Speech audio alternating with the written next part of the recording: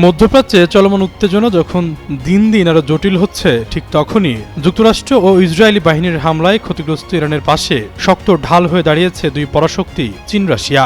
শুক্রবার নিউ ইয়র্কে অনুষ্ঠিত নিরাপত্তা পরিষদের বৈঠকে ইরানের বিরুদ্ধে যুদ্ধের যৌক্তিকতা তুলে ধরার চেষ্টা করে যুক্তরাষ্ট্র। এই সময় বাধা হয়ে দাঁড়ায় রাশিয়া চীন। বৈঠকের মধ্যে একে অপরের বিরুদ্ধে গুরুতর সব অভিযোগ তোলে দুপক্ষই। আলোচনার এক পর্যায়ে শুরু হয় বাকবিতণ্ডা। এমতো অবস্থায় প্রশ্ন উঠেছে, ইরান যুদ্ধে চীন রাশিয়া গোপনে জড়িয়ে পড়ছে কিনা। সেই প্রশ্নের অবশ্য সোজাসাপটা জবাব দিয়েছেন ইরানের পররাষ্ট্রমন্ত্রী আব্বাস আরাঘচি। তিনি জানান, ইরান রাশিয়া ও চীনের কাছ থেকে সামরিক সহযোগিতা পাচ্ছে।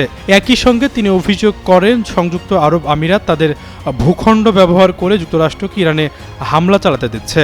আরাঘচি বলেন, ইরান আপাতত হরমুজ প্রণালী পুরোপুরি বন্ধ করার পরিকল্পনা করছে না, তবে এই সম্ভাবনার কারণে বৈশ্বিক তেলের বাজারে ইতিমধ্যে বড় ধরনের অস্থিরতা দেখা দিয়েছে। ইরানের পররাষ্ট্রমন্ত্রী হুঁশিয়ারি দিয়ে বলেন, যুক্তরাষ্ট্র যদি ইরানের তেল ও জ্বালানি অবকাঠামো লক্ষ্য করে হামলা চালায়, তাহলে পারস্য উপসাগর জুড়ে তেল স্থাপনায় পাল্টা হামলা চালাবে তেহরান। তিনি বলেন, আইআরজিসির পক্ষ থেকে স্পষ্ট বলা হয়েছে, যদি তেহরানের তেল ও জ্বালানি অবকাঠামোর ওপর হামলা হয় তাহলে পাল্টা জবাব দেওয়া হবে।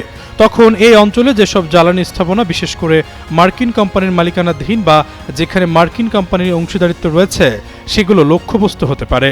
রাশিয়া ও চীনকে ইরানের কৌশলগত অংশীদার উল্লেখ করে আরাঘচি বলেন, এই দুই দেশের সঙ্গে তেহরানের রাজনৈতিক, অর্থনৈতিক এবং সামরিক সহযোগিতা রয়েছে, তবে সামরিক সহযোগিতার বিস্তারিত তিনি প্রকাশ করেননি। এদিকে পারস্য উপসাগরীয় প্রতিবেশী দেশগুলোতে ইরানের সাম্প্রতিক হামলার সাফাই দেন তিনি। যদিও কাতার, কুয়েত ও সৌদি আরব অভিযোগ তোলে, ইরানের হামলায় বেসামরিক এলাকা লক্ষ্যবস্তু হয়েছে। আরাঘচি বক্তব্যের পাল্টা জবাবে বলেন, ইরানের উপর রকেট হামলা চালাতে যুক্তরাষ্ট্রকে সুযোগ দিয়েছে সংযুক্ত আরব আমিরাত। তার দাবি, দুবাইয়ের রাস আল খায়াম সহ ঘনবসতিপূর্ণ এলাকা থেকে এসব হামলা চালানো হয়েছে। তিনি বলেন, এটা অত্যন্ত বিপজ্জনক যে ঘনবসতিপূর্ণ এলাকা ব্যবহার করে তেহরানে রকেট হামলা চালাচ্ছে মার্কিন বাহিনী। তবে ইরানের এই অভিযোগ প্রত্যাখ্যান করেছে সংযুক্ত আরব আমিরাত। শনিবার বিকেলে দেশটির এক সরকারি বিবৃতিতে বলা হয়, আরাঘচির বক্তব্য বিভ্রান্তিকর নীতিরই প্রতিফলন।